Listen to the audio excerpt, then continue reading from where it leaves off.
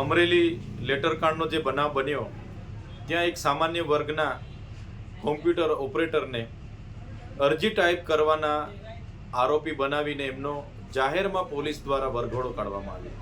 ત્યારે આ ગુજરાતની સરકાર, ગૃહમંત્રી અને એમની પોલીસના આ બુદ્ધિના પ્રદર્શનનો અમે સખત શબ્દોમાં વિરોધ કરીએ છીએ।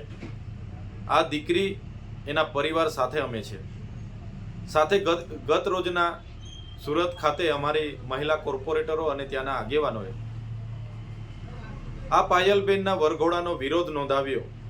ત્યારે ગૃહમંત્રીના ઇશારે સુરત પોલીસે એમની પર ખોટી એફઆઈઆરો કરી એમને જેલમાં પૂરવી દેવામાં આવ્યા છે।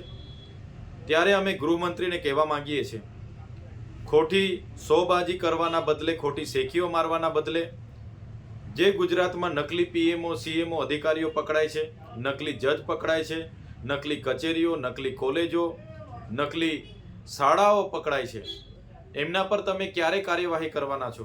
ભૂપેન્દ્રસિંહ ઝાલા જે 6000 કરોડનું કૌભાંડ કરીને બેઠા છે એનો વરઘોડો તમે ક્યારે કાઢવાના છો? ત્યારે બુટલેગરો હોય, ભૂમાફિયા હોય કે બળાત્કારીઓ હોય ગુજરાતમાં બેફામ બન્યા છે। મહિલાઓ સુરક્ષિત નથી, બાળકીઓ સુરક્ષિત નથી, અને આવી દીકરી જે કોમ્પ્યુટર ઓપરેટર હતી એનો વરઘોડો કાઢીને આ નમાલી સરકાર, નમાલા ગૃહમંત્રી શું સાબિત કરવા માંગે છે? જો ગૃહમંત્રીને ગુજરાતનો કાયદો અને વ્યવસ્થા જળવાતી ન હોય તો ગૃહમંત્રી રાજીનામું આપી દે એવી અમે માંગ કરીએ છીએ।